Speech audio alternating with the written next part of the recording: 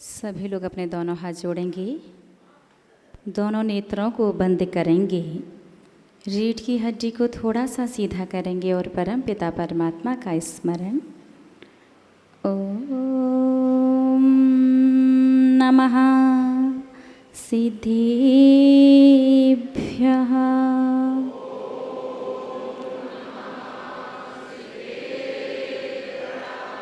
ओम नमः सिद्धेभ्यः।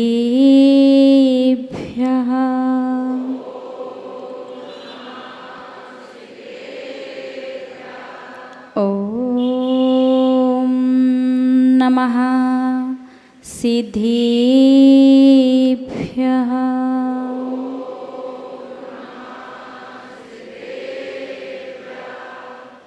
जो मोह माया माने मते सरे मदने मर्दन वीर हैं, जो विपुल विघ्नों बीच में भी ध्यान धारण धीर है, जो तरण तारण भव निवारण भवि जलधि के तीर हैं, वे वंदनीय जिनेश तीर्थं कर स्वयं महावीर हैं, वे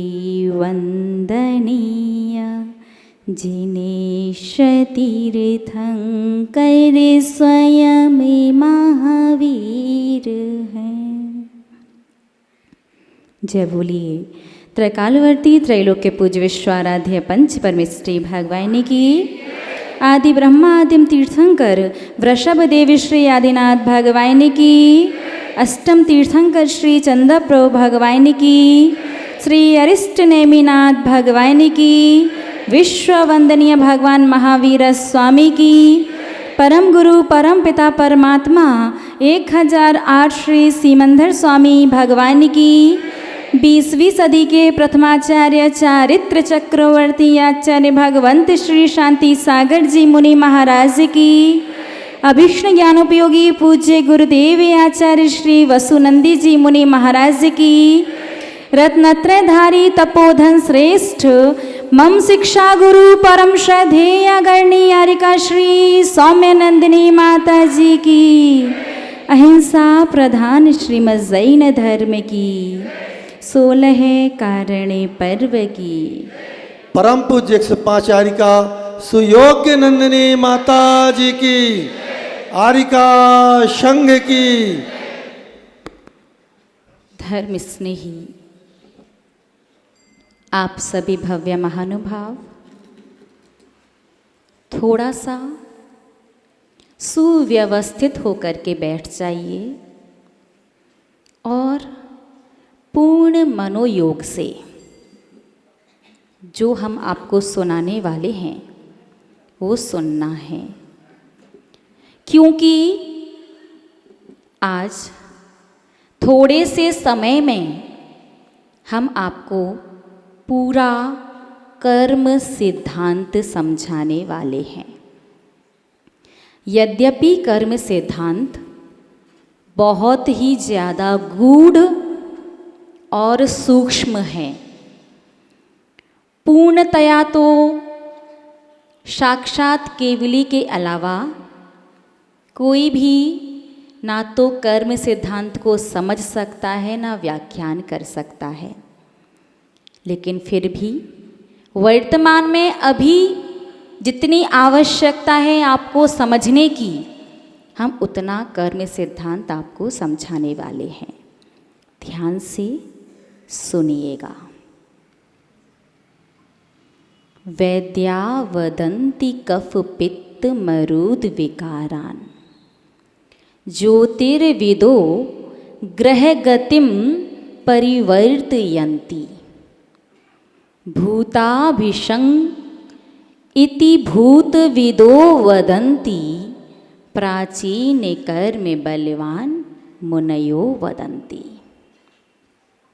आपके जीवन में कोई भी समस्या आ जाए, कोई भी समस्या हो, आपको नींद बहुत ज़्यादा आ रही हो, चलते चलते आप कहीं भी गिर जाते हों, गाड़ी को ड्राइव करते करते एक्सीडेंट के चांसेस ज़्यादा बन रहे हों, और आप ये सारी समस्याएं लेकर के वैद्य के पास जाओ, वैद्या वदंती कफ पित्त मरूद विकारान। आपकी हर समस्या किस वजह से है? वात पित्त कफ की वजह से। वैद्य के पास जाओगे, हर समस्या का रीजन वात पित्त कफ।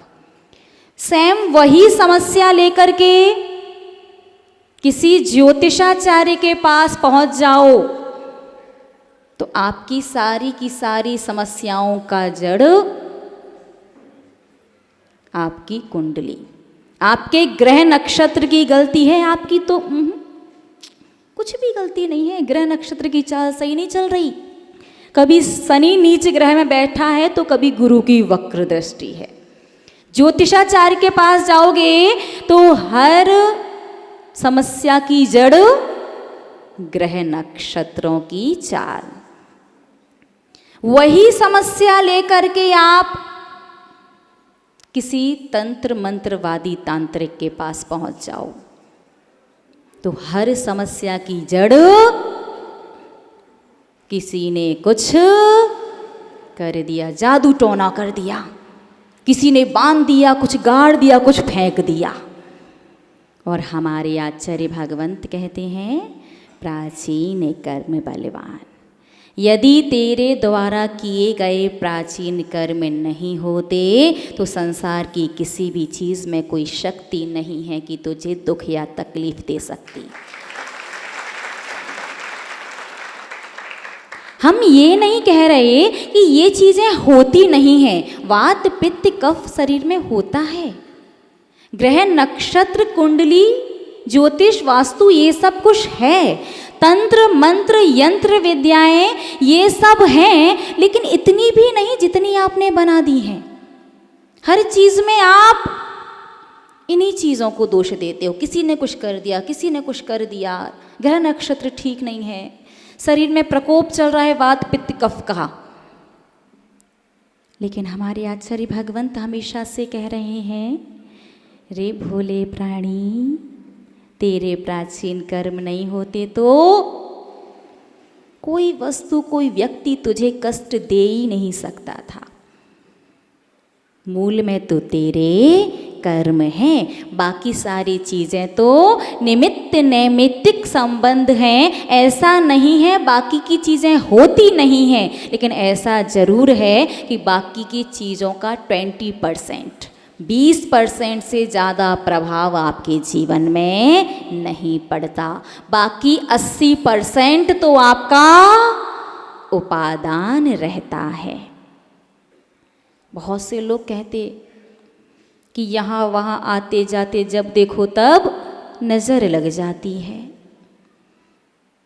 नज़र तो आजकल इतनी ज़्यादा सामान्य बात हो चुकी है, जिसे देखो उसे लगती रहती। तो नज़र होती है, ऐसा नहीं है कि नहीं होती। अगर नज़र नहीं होती तो पंच कल्याणक के समय जब कोई पाषाण या धातु की प्रतिमा आती है तो प्रतिष्ठा से पहले उस प्रतिमा को काला धागा नहीं पहनाते। तो नज़र होती तो है, लेकिन इतनी ज़्यादा नहीं जितनी आपने बना दी है। आप लोग एक बात हमेशा ध्यान रखना, जो व्यक्ति बहुत ज़्यादा नज़र के पीछे लगा रहता है, जब देखो तब नज़र लग गई, नज़र उतारो, नज़र लग गई, नज़र उतारो, वो व्यक्ति ध्यान से सुने। ज़्यादा नज़र उतारने से ब्लड जो है आपकी बॉडी में, जो रक्त है वो पतला हो जाता है, आपकी रोग प्रतिरोधक क्षमता कम हो जाती है और फिर आप धीरे धीरे ज़्यादा बीमार रहने लग जाते हो। आपको थकान ज़्यादा होगी, आपको हमेशा भारी भारीपन लगेगा और आप हमेशा क्या कहेंगे? नज़र लग गई। तो इतनी सहजता से भी नहीं लगती, लगती है जब कभी लग जाए, 2 4 6 महीने में, 1 आध साल में एक बार उतार लो, चल जाए। हर रोज के चक्कर में पड़ोगे तो आप अपने स्वास्थ्य से खिलवाड़ कर रहे हो। जिस व्यक्ति को लगता हो कि उसे नजर बहुत ज्यादा लगती है, वैसे पहले तो मुझे लगता है, आप लोग जानते हैं नजर लगी है कैसे पता चलेगा? आपके लिए सारे सिम्टम एक जैसे, नज़र के भी वही हैं, बुखार के भी वही हैं, थकान के भी वही हैं।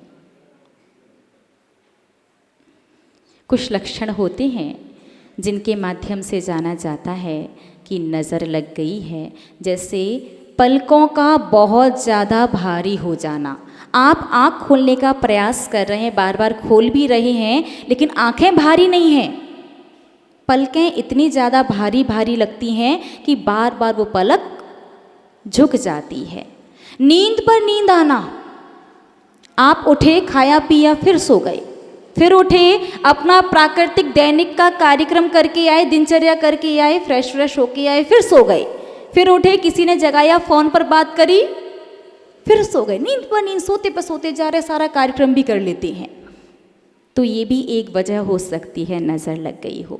या आप कुछ भी खा रहे, कैसा भी खा रहे, खट्टा है, मीठा है, गरम है, चरपरा है, फीका है, रूखा है, आपको ठीक से प्रॉपर स्वाद नहीं आ रहा है और अचानक से आपका चेहरा बहुत उतरा उतरा सा हो गया है, ये तो सामान्य लक्षण हैं। और भी कुछ हो सकते हैं, आप स्वाध्याय करके पढ़ सकते हैं। यदि ये सब लक्षण नज़र आ रहे हैं आपको, तो संभावना है, शायद, अभी भी कंफर्म नहीं कह सकते, एक पॉसिबिलिटी बनती है कि शायद नज़र लग गई हो। अब यदि आप चाहते हो कि मुझे कभी नज़र ना लगे, जो व्यक्ति दृष्टि दोष से बहुत ज़्यादा परेशान रहता हो, उसके लिए आचार्य भगवंतों ने शास्त्रों में एक उपाय लिखा है। प्रतिदिन जो गंधोदक होता है ना, 9 बार नमोकार मंत्र पढ़ के सीधे हाथ की बीच की 2 उंगलियों से गंधोदक लेकर के, गंधोदक लगाने का जो मंत्र है ना, निर्मलम निर्मलीकरणम, जो छंद है, वो पढ़ करके आज्ञा चक्र पर लगा लो, कभी किसी प्रकार की नज़र का कोई दुष्प्रभाव नहीं पड़ेगा। उतारने के चक्कर में ब्लड पतला हो गया, रोग प्रतिरोधक क्षमता कम हो गई, जिंदगी भर बीमार रहोगे, जिंदगी भर थके थके रहोगे, जिंदगी भर आलसी और प्रमादी बन जाओगे। बैठे बैठे योजना तो बहुत बनाओगे, ये भी करना, ये भी करना और ये भी करना, पता चला सुबह से शाम तक करना करना करते रहे और ठीक से एक काम भी नहीं कर पाए। तो नज़र लगे तभी ये करना है, ऐसा नहीं है, आप प्रतिदिन भी कर सकते हैं। तो आपके मन में जो डर बैठा रहता है ना कि हम कहीं जाएंगे, कोई नज़र लग जाएगी, किसी का टोका लग जाएगा, कुछ हो जाएगा, 9 बार नमोकार मंत्र पढ़ करके जो भी जीव गंधोदक लगाता है, इस प्रकार का दुष्प्रभाव, दुष्परिणाम उसके ऊपर नहीं पड़ता। और कथनचित कदाचित पूर्व कर्म के संयोग से थोड़ा बहुत पड़ेगा भी, तो उतना आप बर्दाश्त कर सकते होंगे। एक और बात आजकल बहुत कॉमन हो गई है, व्यक्तियों को मन में बेचैनी बहुत रहती है, घबराहट सी होती रहती है। कोई नया काम करना हो शुरू, कहीं जाना हो, कुछ पढ़ना हो, किसी चीज़ की परीक्षा देनी हो, और बहुओं के लिए घर में सास या नंद आ जाए। हाँ, रक्षाबंधन पर्व भी निकला है, बहुत सारी चीज़ें हैं। बहुत बार या अधिकांश कहें, वर्तमान में एक स्थिति और कॉमन, घबराहट होना। आपने पूरी तैयारी कर रखी है, बच्चों को आजकल बहुत कंपटीशन इतना ज़्यादा टफ है वर्तमान में कि बच्चे कितनी भी तैयारी करके जाएं, जब वो एग्ज़ाम हॉल में प्रवेश करते हैं ना, तो घबराहट सी होने लगती है। वर्तमान में कंपटीशन कितना ज़्यादा टफ है, ये बात हमारे उस दिन समझ में आई थी जब हमने सुना कि चपरासी की 26,000 सीटें निकली हैं, गवर्नमेंट चपरासी, चपरासी समझते, प्यून, 26,000 सीटों पर 6 लाख बच्चे थे। हमें तो यही लगता चपरासी कौन बनना चाहेगा। लोग कह रहे माता जी चपरासी गवर्नमेंट जॉब है, रिटायर होने के बाद पेंशन मिलेगी वो अलग। 26,000 सीटों पर वेल एजुकेटेड डिग्री वाले बच्चे 6 लाख। उस दिन हम इस बात को थोड़ा अच्छे से समझ पाए कि बच्चों को घबराहट क्यों होती है। तो जब भी आपको घबराहट हो, जब भी सही समय पर आप सही निर्णय ना ले पाएं, या आप जब बहुत ज़्यादा लो फील करें, डिमोटिवेट फील करें, जैसे आपके पास अब कोई प्रेरणा या कोई भी उम्मीद की किरण दिखाई नहीं दे रही किसी भी चीज़ के लिए, तो आपको बिल्कुल भी परेशान नहीं होना है। आपको अपनी दोनों आँखों को बंद करना है और धीरे धीरे आपको बोलना है सिद्धम सिद्धम। क्या बोलना है? सिद्धम सिद्धम। थोड़ी अच्छे से पोलाइटली, है ना, नम्रता से, थोड़ी ऐसे सिद्धम सिद्धम। कैसे बोलना है? सिद्धम सिद्धम, सिद्धम सिद्धम, सिद्धम सिद्धम। जितनी देर आप जितनी बार बोलना चाहें, ये एक ऐसा शब्द है जो हमारी निर्णय लेने की क्षमता को बढ़ाता है, सही गति में जाने के लिए, सही दिशा में निर्णय लेने के लिए प्रेरित करता है। और जब हम घबराते हैं तो संबल बन करके हमें सहारा देता है। अब बात करते हैं सांसारिक परेशानियों की। आप लोगों को यदि याद हो, आज से कुछ समय पहले की बात कर रहे हैं हम आपसे। पहले जब भी कोई व्यक्ति घर से बाहर जाता था, या बच्चे परीक्षा देने जाते थे, या कोई यात्रा करने जाता था, तो घर के जो बड़े बुजुर्ग होते थे ना, वो दही और शक्कर थोड़ा सा खिला करके भेजते थे। और अभी दही शक्कर के स्थान पर डार्क चॉकलेट, है ना। जीवन लाइफ में डार्कनेस ही डार्कनेस आ गई डार्क चॉकलेट से। तो हम आपसे पूछना चाहते हैं, क्या आप सभी लोग जानते हैं कि वो दही और शक्कर क्यों खिलाई जाती थी? क्या उसके पीछे कोई लॉजिक है, या फिर रूढ़ी या परंपरा कि खिलाते आ रहे हैं तो खिला दी, या लॉजिक है, क्या है? बोलिए ना। एक बात बताइए, विषय समझ में आ रहा ना? अरे ये तो बता दो। अच्छे से समझ में आ रहा है? पूरा समझ में आ रहा है? आज तो मिस नहीं हो सकता। वैसे 2 माह का समय लग गया यहाँ तक पहुँचते पहुँचते। चलिएगा, आज समझते हैं कर्म सिद्धांत को कुछ इस प्रकार से। कर्म 8 होते हैं, सभी जानते हैं। ज्ञानावर्णी, दैशनावर्णी, वेदनीय, मोहनीय, आयु, नाम, गोत्र, अंतराय। सभी कर्मों में सबसे ज़्यादा प्रबल मोहनीय कर्म, सब कर्मों का राजा कहा जाता है। वर्तमान में लेकिन मोहनीय कर्म ज़्यादा परेशान नहीं कर रहा। मोहनीय कर्म सब कर्मों का राजा है, सब कर्मों में प्रबल है, सबसे ज़्यादा परेशान करता है। लेकिन वर्तमान में मोहनीय कर्म ज़्यादा परेशान नहीं कर रहा। वर्तमान में तो अंतराय कर्म और असाता वेदनीय कर्म। सबसे ज़्यादा कौन से कर्म परेशान कर रहे हैं? अंतराय और असाता वेदनीय कर्म। अंतराय कर्म प्रत्येक कार्य में बाधा उत्पन्न कर देता है। काम होते होते होते होते रुक जाना। आज उम्मीद थी पूरा हो ही जाएगा, लेकिन नहीं हो पाया। इतनी ज़्यादा बाधाएं आना घर बनाना शुरू किया था, 10-15 साल बीत गए, अब तो लगता है रहने तो दो, छोड़ दो, जब बनना होगा तो। बहुत बार होता ना, इतनी बाधाएं, कोई भी यात्रा करने जाना हो, कभी कोई विघ्न कभी कोई विघ्न। बच्चे इतना कठिन परिश्रम करते हैं, इतनी मेहनत करते हैं, वो आधा आधा आधा आधा नंबर से रह जाते हैं।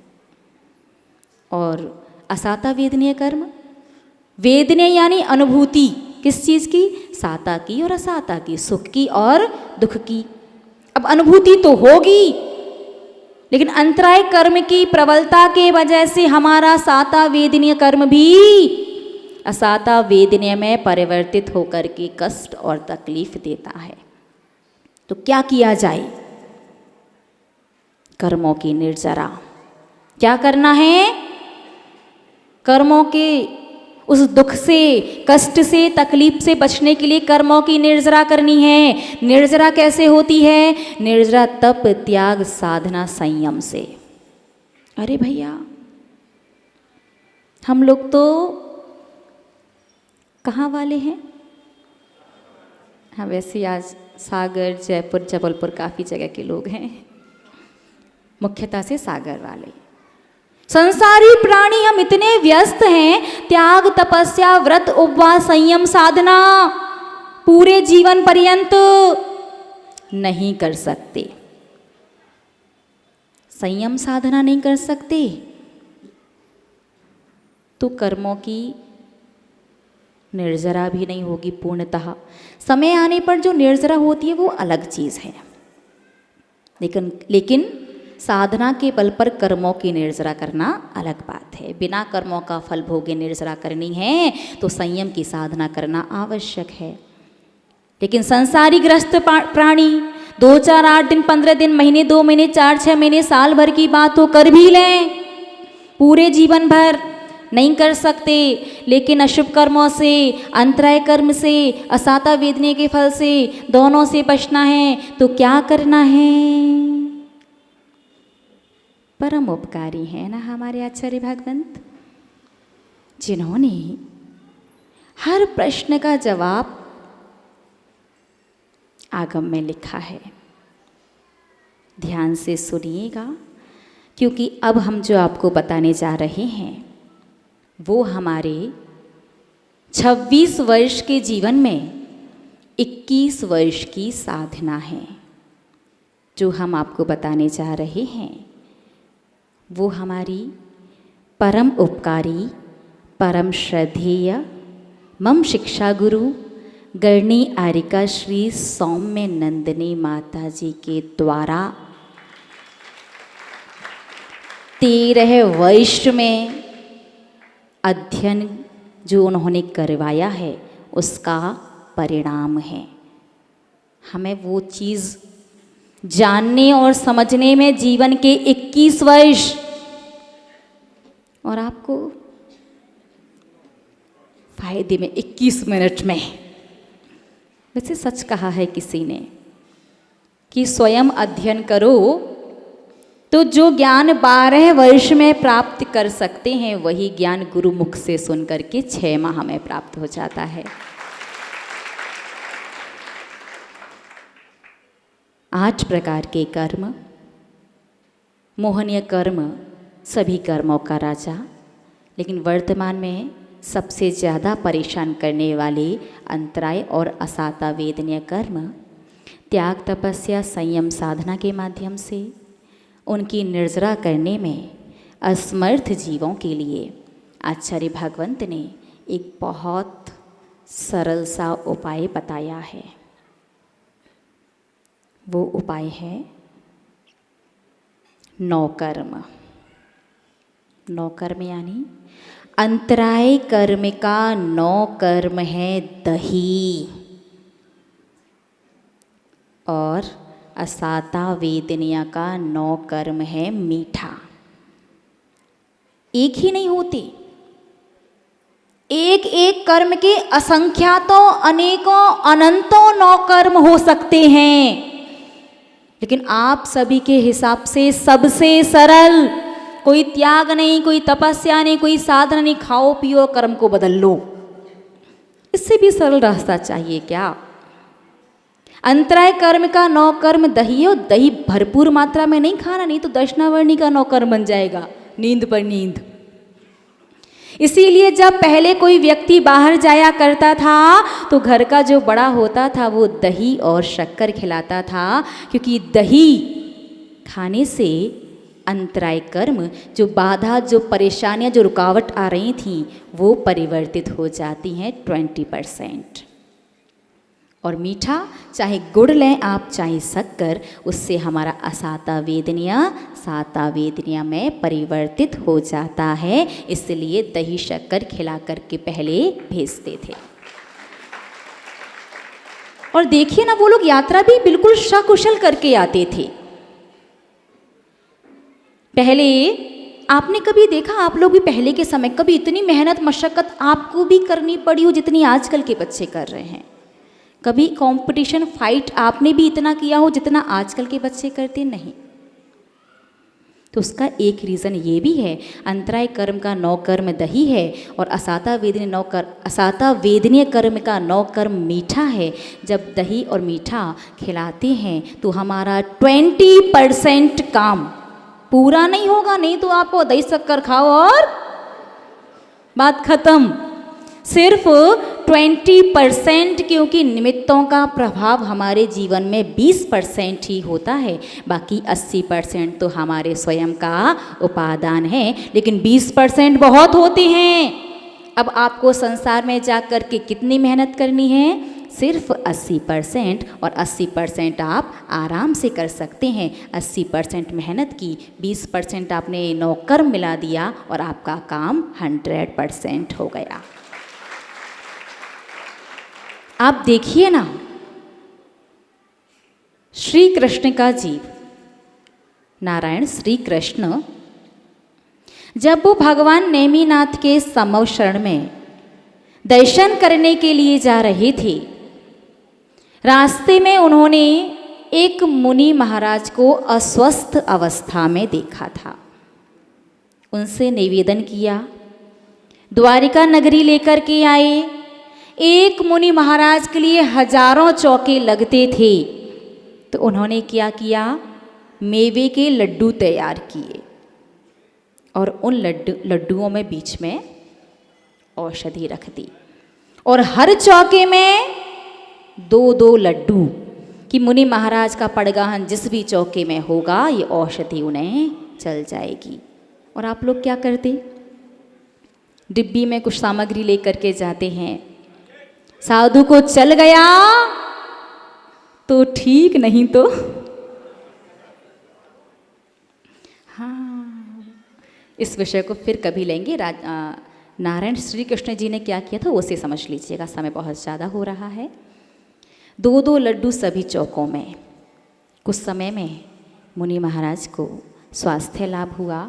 जब नारायण श्री कृष्ण भगवान नेमिनाथ के दर्शन करने गए, उस समय दिव्य ध्वनि में आया कि नारायण श्री कृष्ण भविष्य काल की 24वीं के 16वें नंबर के तीर्थंकर बनेंगे। तीर्थंकर साता वेदनीय नाम कर्म की पुण्य प्रकृति है। वो पुण्य प्रकृति कहाँ से आई? औषधि के साथ मीठा साधु को आहार दान में दिया था। तो क्या करना है? मीठा खाओ, मीठा खिलाओ, साधु को मीठा चलाओ और साथ साथ में मीठा बोलो, तो आपके जीवन में निश्चित रूप से असाता वेदनीय कर्म जो है वो साता वेदनीय में बदल जाएगा। आपकी आगे आगे चल कर के अनुकूलताएं और अनुकूलताएं बनती जाएंगी। इस प्रकार से आपको डरना घबराना बिल्कुल भी नहीं है। जीवन में जब ज़्यादा समस्याएं आने लग जाएं तो 6 माह के लिए गुरुवार वाले दिन दूध का त्याग कर देना। जब बहुत प्रबलता पर हो अंतराय कर्म, बिल्कुल मानने के लिए तैयार ना हो, तो 6 माह के लिए गुरुवार वाले दिन दूध का त्याग। दूध का तात्पर्य दूध, रबड़ी और मावा और खीर, ये दूध में आते हैं। दही और छेना ले सकते हैं। और जब थोड़ा बहुत अंतराय कर्म हो कि नैया कभी इस पार कभी उस पार आप ऐसे झूलते रहते हो अंतराय और असाता वेदनिया में, तो दही शक्कर आप साधु को आहार दान में दे सकते हैं।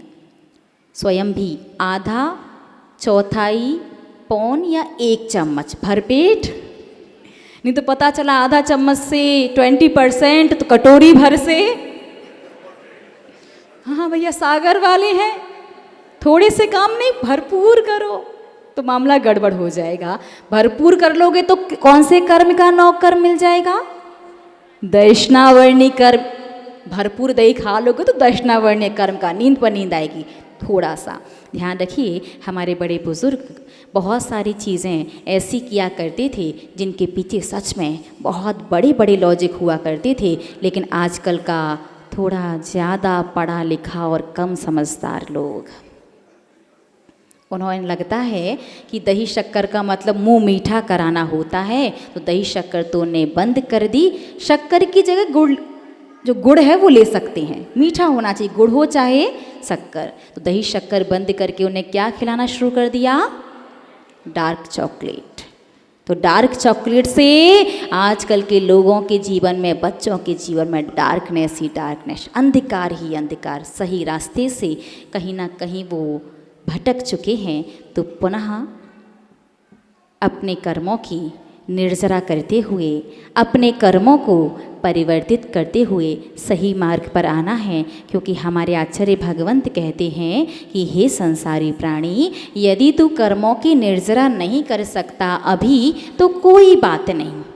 जब चौथा काल आएगा, जब मोक्ष जाने की व्यवस्था होगी, तब मुनि दीक्षा लेकर के कर्मों की निर्जरा करके मोक्ष चले जाना। अभी तुझे लगता है नहीं कर पा रहा है तो परेशान होने की आवश्यकता नहीं है, तू कर्मों को परिवर्तित कर सकता है। अपने अशुभ को शुभ में बदल लो। आज आपका समय पूर्ण हुआ। आप सभी भव्य जीव अभी 16 कारण पर्व की आराधना कर रहे हैं, और सभी जानते हैं 16 कारण पर्व 32 दिन तक किए जाते हैं, क्योंकि एक भावना 2 दिन तक रहती है। ऐसा नहीं, बहुत से लोग कहते पहले एक दिन रहती है वापस से रिपीट होती है, ऐसा नहीं है। एक भावना 2 दिन तक रहती है, इसलिए 16 कारण पर्व 32 दिन के होते हैं। और 16 कारण भावना भा कर के ही तीर्थंकर पद की प्राप्ति क्यों होती है, ये अपन कल समझेंगे। और कल से अपन भक्तांबर स्तोत्र के बारे में जानेंगे, क्योंकि सभी लोग कोरोना काल से बहुत अच्छे से परिचित हो चुके हैं भक्तांबर जी से, लेकिन भक्तांबर का भगवान पता नहीं क्या कर दिया है। एक प्रश्न हमने आपको दिया था ना कि भक्तांबर स्तोत्र या स्तोत्र क्या सही है? स्तोत्र या स्त्रोत क्या सही है? कल ले आइएगा। और भक्तांबर स्तोत्र को भक्तांबर क्यों कहते हैं, इसका क्या मतलब है, ये इसका आंसर भी आप कल लेकर के आइएगा। और किस प्रकार से यदि हमें पूरे भक्तांबर पढ़ने का समय ना हो तो 8 काव्यों को पढ़ करके हम पूरे भक्तांबर का फल प्राप्त कर सकते हैं। वो 8 काव्य कौन से हैं और वही 8 काव्य क्यों, इन सभी प्रश्नों को अपन पुनः समझेंगे। तब तक के लिए जय बोलिए परम श्रद्धेय गणनीय श्री सौम्य नंदिनी माता जी की। आज आपके समक्ष यहाँ भव्य जीव उपस्थित हैं जो आज से 1 माह कुछ दिन पश्चात दीक्षा लेने वाले हैं। निश्चित रूप से जो जीव दीक्षा ले रहे हैं, दीक्षा लेने की भावना व्यक्त कर रहे हैं, वो तो कर्मों की निर्जरा करके समय आने पर मोक्ष प्राप्त करेंगे ही, लेकिन शेष श्रावक गृहस्थ जीव